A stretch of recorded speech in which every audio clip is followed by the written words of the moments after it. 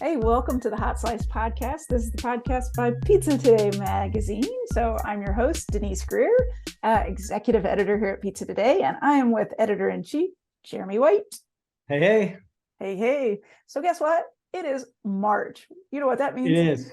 It's show month. So Pizza Expo month. time, which is awesome. Yes, it's coming up at the end of this month. We are battening down the hatches and getting ready, tying up the last little loose ends. We'll be in Vegas before you know it with 10,000 of our closest friends having the time of our lives. Absolutely. I'm so excited for this year. I can't wait.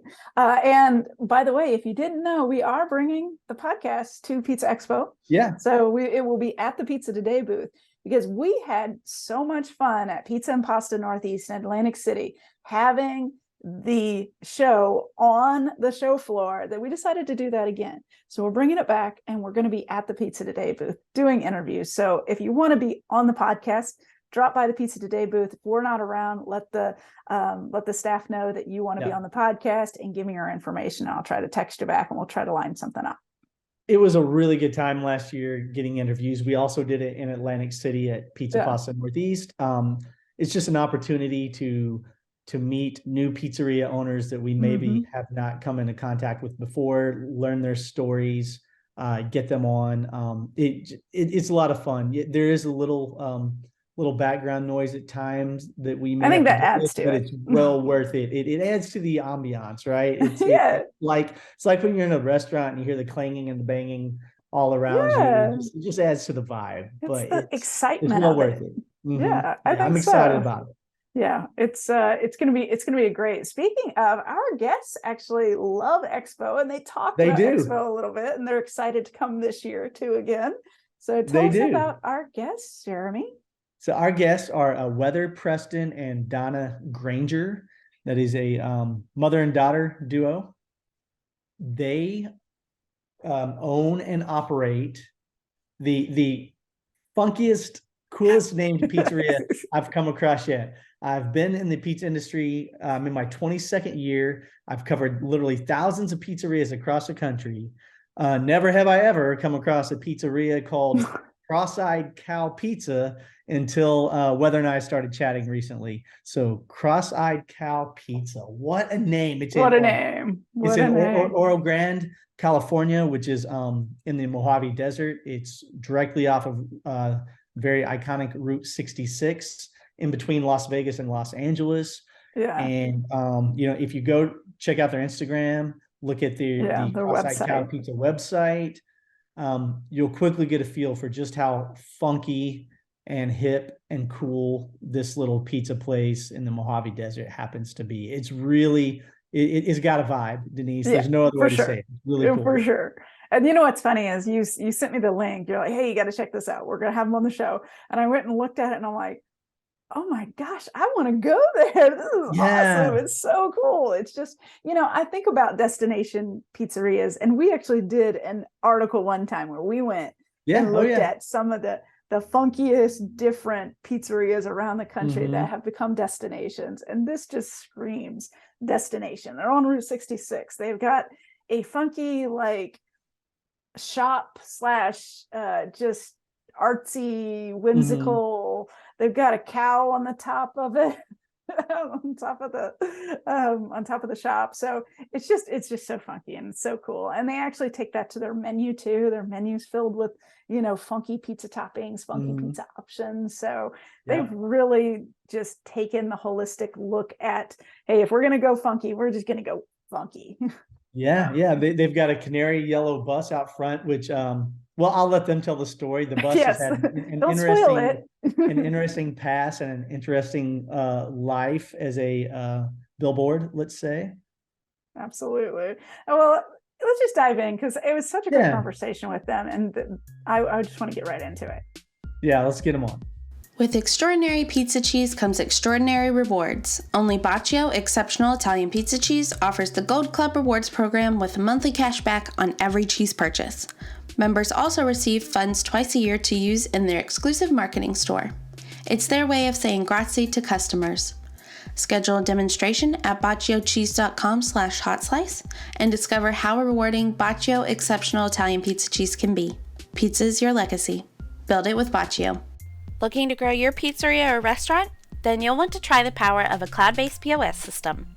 With Hunger Rush, you'll get everything you need. This fully integrated restaurant management system allows you to easily streamline operations, accelerate the delivery process, and grow your business through Hunger Rush 360 marketing. And it's so easy to use. Want AI-powered text ordering? It's built in. Need to track orders? No problem.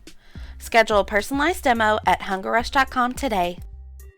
Performance Food Service is proud to deliver high-quality products, innovative technology, and custom operational solutions to restaurants of all sizes across the country. The flagship division of Performance Food Group, with deep roots in the restaurant industry, Performance Food Service has been the exclusive distributor of the Roma family of brands for more than 65 years. This signature relationship has allowed Performance Food Service to become a leader in the pizza and Italian segment of food service nationwide. So I wanted to ask you about your location. You are located in between Los Angeles and Las Vegas on a very cool highway, and you have a really cool just ambiance all around. Tell us a little bit about your location. Okay, yeah, we are located on Route 66. We are right on Route 66, so that is awesome. We are in Oro Grande, which means big gold. It was an old mining town in 1860s. Oh, wow. Yeah, Nice. yeah. The town itself is fairly small, though. It's about 1,058 people. Wow, that is small. Oh, wow. Yeah, and most of the people have lived in those same homes their entire lives. Their grandparents lived there. Yeah. Yeah, and there's a big cement plant. So it was originally they were looking for gold, but they found lime in the mountains. So the big cement plant moved in and it's expanded, and we get all the workers. And then there's a little charter school that started up in the same town, and I took a leap of faith and transferred when I was in middle school, and that has expanded a lot as well. So it's brought a lot of growth to the community itself. Mm-hmm. So the school has probably a few thousand people that come into the city. Wow. Goes all the way from pre-K through high school, and they're opening up a trade school to be offering some different trades like welding, auto, some of the things that we had many, many years ago in school. Remember? You probably you're too young. Yeah. So a lot of people drive 66 because it's iconic. It's Americana. Do you get tourists from Los Angeles, Vegas, and really from all over that are driving the highway that just don't even know you exist until they drive by and see all the funkiness going on? Yeah, so there's a little spot not too far up the road. It's a Bottle Tree Ranch, and this older couple does a lot of art installations, and it's all made with recycled bottles. So that kind of helped us. We live in a community right by there, so that's kind of where we came up with the location. So I actually get people from all around the world that travel to stop. Wow. And I just had somebody the other day that asked me if I spoke French or Spanish. And I speak very minimal. I'm Southern California, so I can say my numbers and stuff like that. But very often I have to have them point to the menu and just tell me, the sizes are up on the wall, which size it is, So I get travelers from everywhere. It's awesome. It's really cool being on that Route 66. Yeah. And people that do that route, it's kind of they communicate through social media a lot about places to stop and see. Mm-hmm. Yeah. So we've gotten a lot from that over the last few years of knowing where to stop. People say they hear it from other people. And you're very photo, you're very Instagrammable, your location. Yes. I looked at the outside of it and the inside. I mean, it's just one Instagram after another. It's just beautiful. Tell us a little bit about that so other operators can hear about it, because I love what you've done. Well, Grace's dad, my husband, he is all about repurposing. Everything has two uses. Is his motto. And so it was like Gracie, I think she might have mentioned that it was a Studebaker repair shop. Yeah, that's so cool. Back in back in the early 1900s, cars couldn't go very far without changing tires or belts and things like that. So there were garages all along Route 66. So when we first bought the building 15 years ago, he put a cow on top, and we had different people renting and leasing, and it was just kind of just something we didn't think much about. Then the school started expanding, and my husband said, we should open a pizza place. It's near school. Neither of us had ever been in the restaurant business except during college. I think he worked at KFC, and I was, I think, a waitress for a little while. But so we decided to renovate it. Started in 2010. Gracie was a teenager. And we went with the cow being on top. My husband kind of started renovating it more towards a barn, because over the years after the Studebaker garage in the early 1900s, it had been more towards a barn type thing, since the area is a little bit more farm friendly. And he just started, collecting things and putting things on and having murals put up. And we have some really quirky things inside. Gracie can tell you a little bit about the dining room, the things we have inside. Yeah, when you first walk in, I mean, the first thing everybody notices is we have an airplane wing that doubles as our front counter. Oh, wow. Yeah. That's awesome.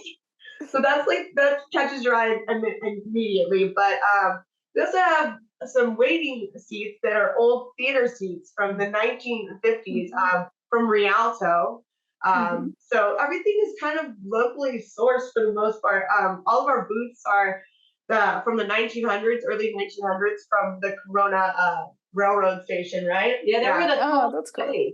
And my husband went down and we picked them up, and he refinished all of them because they're made out of California oak, which is very, very strong. Wow. And then we just had them reupholstered. And then because they were lower, we had to put dividers between them, because people want dividers nowadays. And so my husband didn't want the traditional type of divider. So we went to the thrift store and bought butter knives, and we had them welded between the booths so that it would be a little bit of a buffer. And then we did things like, my husband owned a racetrack. He was really into cars. So he would get car parts. We have a DeSoto grill, and we have a little bar made out of the bumper and things like that. He's got surfboards outside that he's repurposed into tables, tractor seats, and things of that nature. Like you were saying, just for photo opportunities and to get people talking. Yeah. We've been there 10 years, and so the first few years, you guys obviously have been in the restaurant industry. You know how difficult it is to open up a restaurant. Yeah. Yes. And I have to say, thank goodness for Pizza Expo. I really cannot say enough about Pizza Expo, because we heard about that. And before we opened for a few years, we would go and we would take all the classes. We got all the CDs from Big Dave. Big Dave.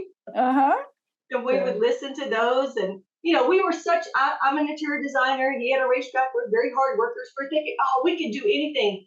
Not prepared for the restaurant industry.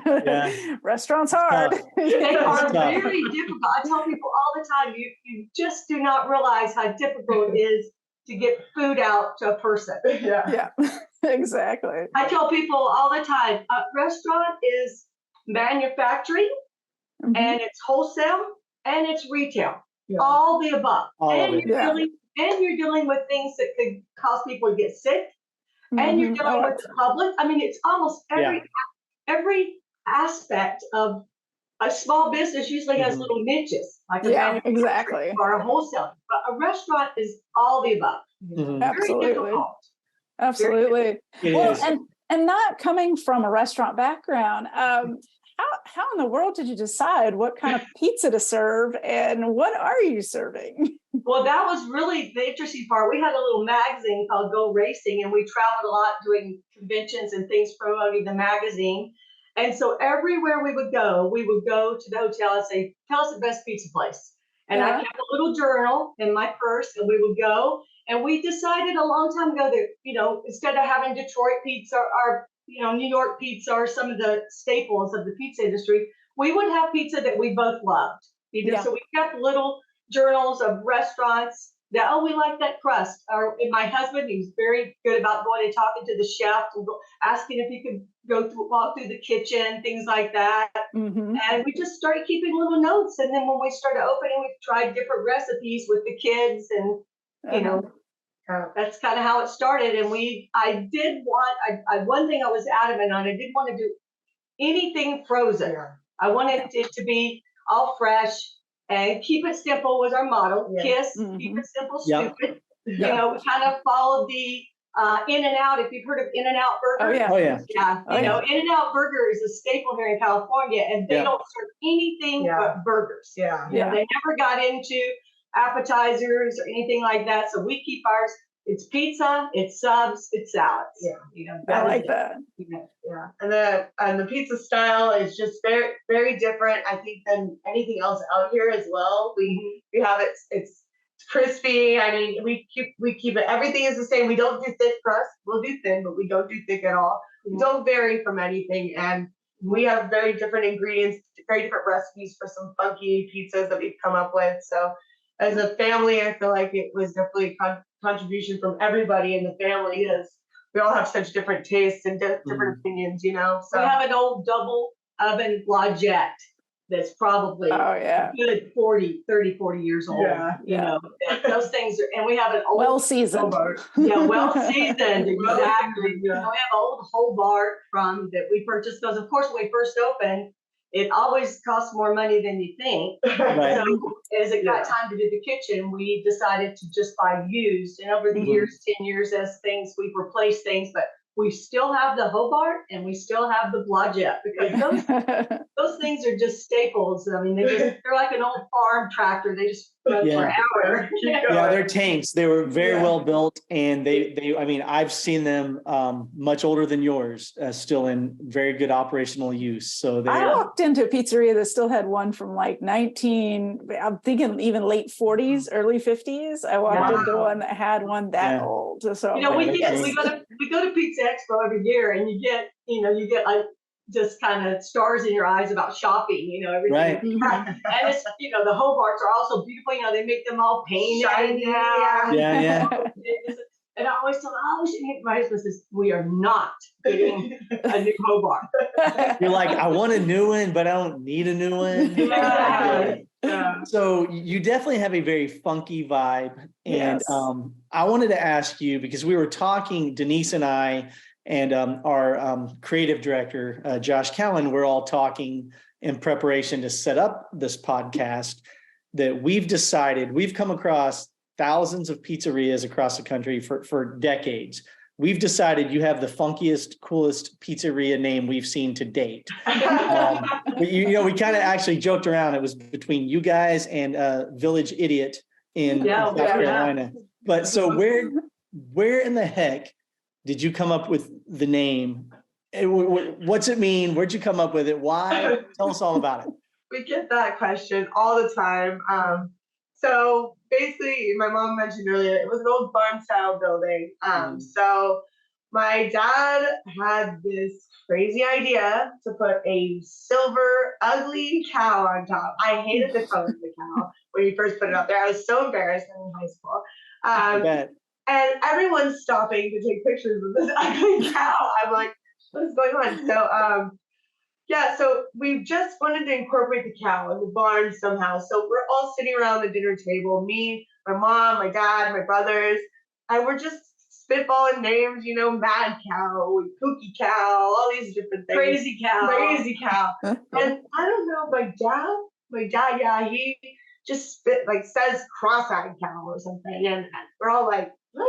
You know, so then we Google it, and it had no search results on Google. So that was when we decided that was it. You know, that's the one. And then my husband pushed Gracie up on the roof of the building and made her paint it psychedelic.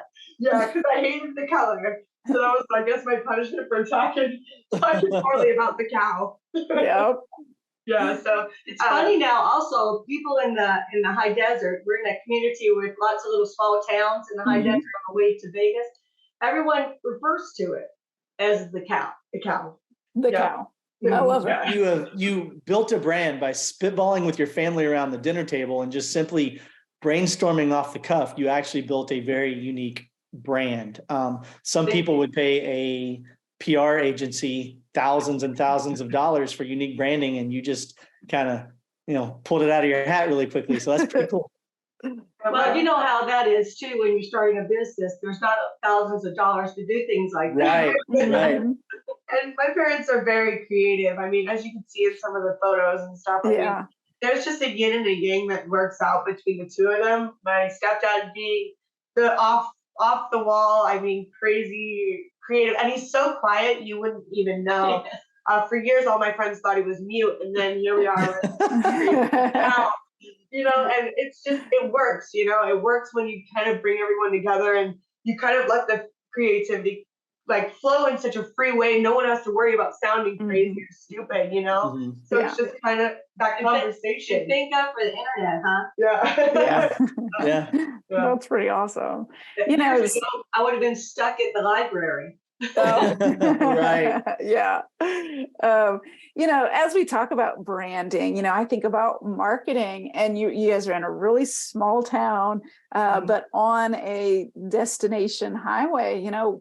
What is your marketing and what's your customer base like? Do you have a lot of locals, or is it a lot of visitors? Like, what's kind of the makeup? Yeah. So I am the one that's usually in charge of the marketing. So it's a lot of trial and error with that. I stay up to date with what's going on in the community. I try to go to local events and get my name out there. I'm a part of the chamber, so I go to those events a lot. And it's just kind of banking on whatever whatever comes to mind, I guess. We have so many things and so many different ways that we try to stay relevant and stay on people's local radio, local newspapers. I do live music events. I do it during spring and summer. I have local musicians come out. I have a big event that we're planning in April. We provide vendor spots for people that do crafts and different things like that. Yeah. What is it called? What is it? It's called the Oro Grande Roundup, right? It's kind of a cowboy town. Yeah. So we have farms and things. So we do, things related to cowboys in early 1800s, and have, cornhole and contests, pin to tail on the cow. And now, do you charge for those vendors to come in and work with you, or do you just allow them free setup? Like, how does that work to have that kind of an event?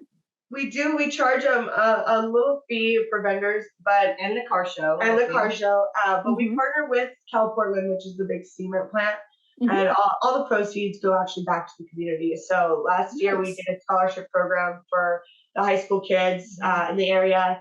And then this year we are actually revitalizing the local post office, which is the landscaping. Yeah, it's basically an essential community spot for people. Like the lady that works there brings our packages to us. I love it. Calls us when we have things, because we did used to get our from the Pizza Expo actually our gluten-free dough would do the mail. So she would call us the day that the gluten-free came in, so we'd have to go pick it up, or she'd drop it off. And that's small town, right? That is small town. Hey, the gluten-free's here. Yeah. Get it. So we do charge a little fee for those things, but everything tries to go back into the community in any way possible. So as far as marketing goes, that's kind of how we keep pushing forward, I would say, is keep finding new ways to provide for our area and get on the map, but also, take care of the people that were there from day one and, support us through all this. My husband calls it guerrilla advertising. Anything you can do that's, send Gracie out to talk to people or that kind of thing. Doesn't cost money. Right. You have the old 74 Volkswagen bus too that we take to car shows and different things. It says Cross Eyed Cow Pizza on the side. Nice. It has what's that guy with the Guy Fieri. I think I saw that in your photos. It has That was awesome. picture on it because I love Brad Pitt. So it has I'm glad you mentioned the bus. I had planned to ask about that. I had seen photos of it online, and I was curious what you did with it. It didn't appear to be an actual food truck, correct? Yeah, no, it's it's not a food truck. Yeah, no. I actually bought that bus when I was 16 years old for like $600 at the Pomona swap meet.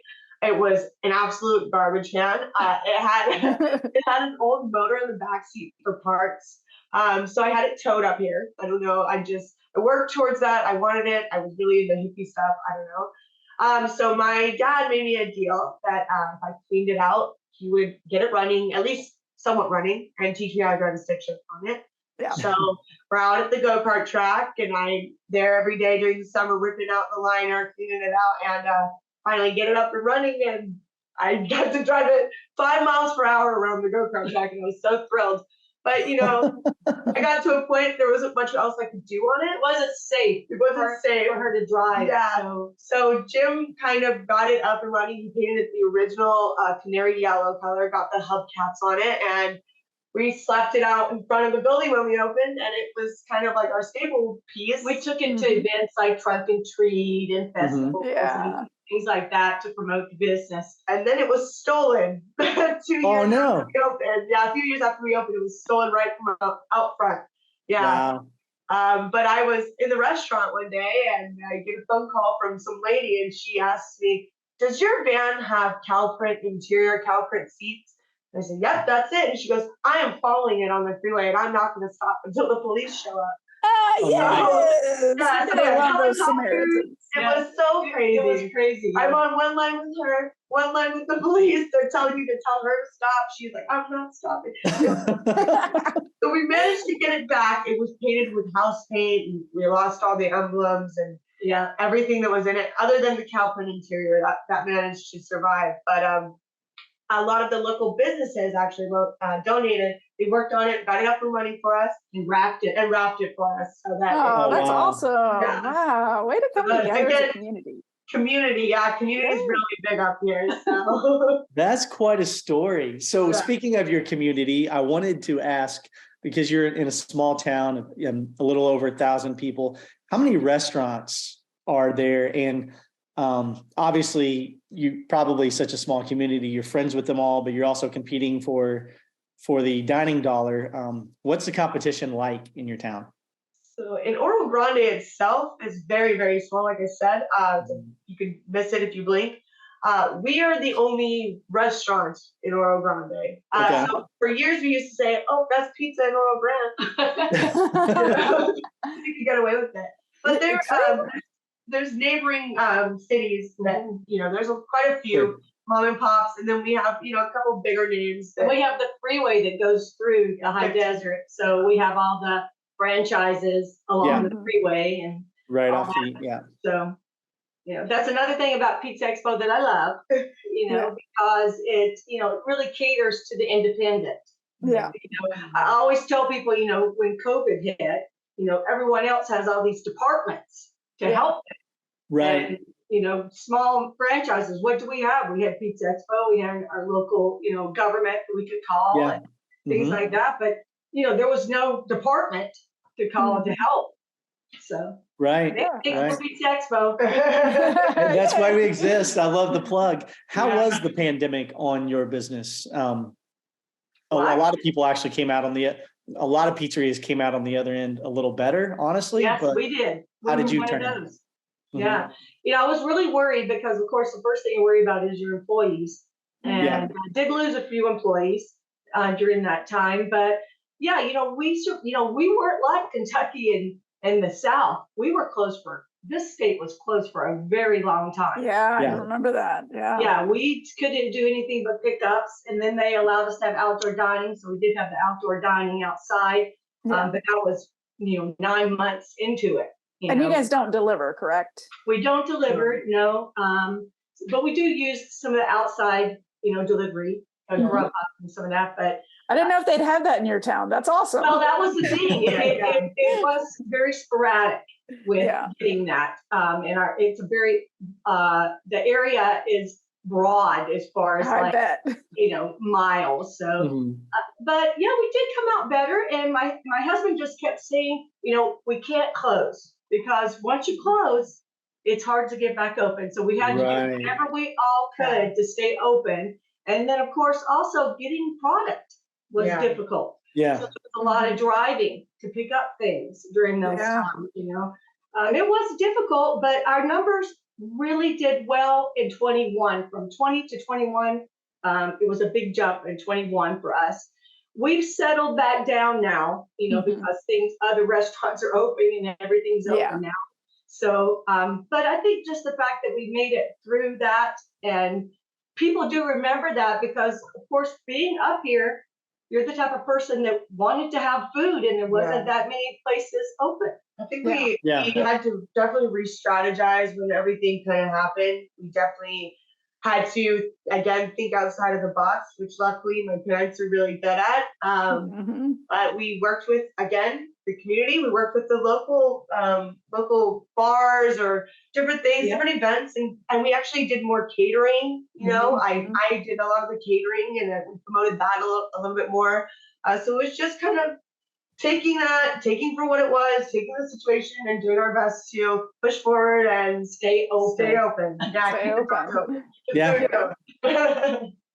As you look forward, you know, what's the next 12 months? What are you looking forward to in the next, say, 12 months? What's that look like for you?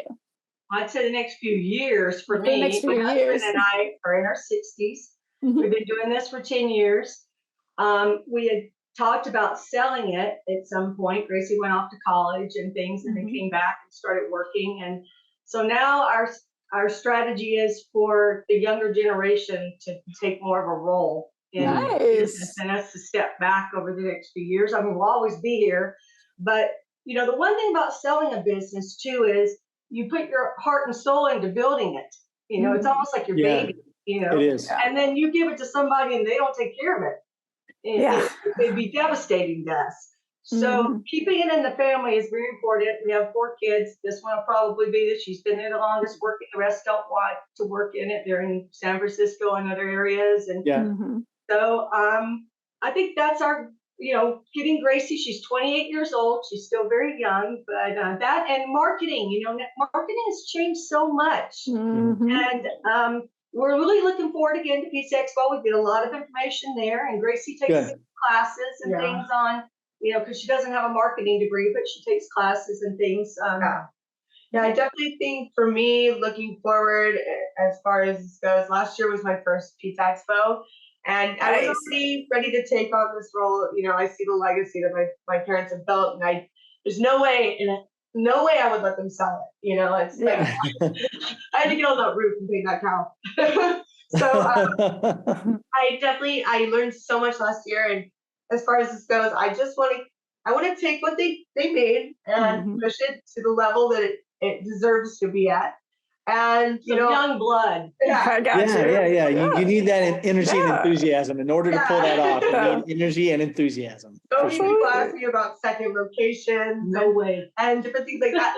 I don't ever want to say no. You know, I don't ever want to say no to that because I don't know what I'm capable of exactly. I know I can do anything, but I like being on Route 66, and I like being, you know, one of a kind, and I just think it'd be really hard to replicate that and put it in a different place, you know. So I want to take what we already have and keep pushing for it and keep the growth and, you know, be a destination stop for everybody. If you hear Route 66, you live. And I want grandchildren, so I don't want to work so hard.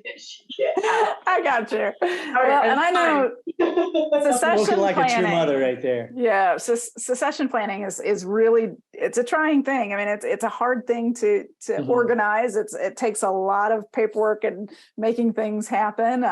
So you've got some big goals ahead of you to tackle. So it'll be really interesting. I can't wait to see what you do. And I can't wait to see how you develop the business as the second generation. Thank you so much. Yeah, there's so many places, you know, that we go visit that it's second and third generation restaurants. Yeah. We try to hit those whenever we're on the road. You know, we try to find something that's been around 20, 30 years. And Absolutely. It really is. It's all about that dining experience with that. Yeah. You know, rather than, you know, I know Pizza Expo always uses, you know, Applebee's and some of the franchises. And the reason why they're so successful is you know what you're getting.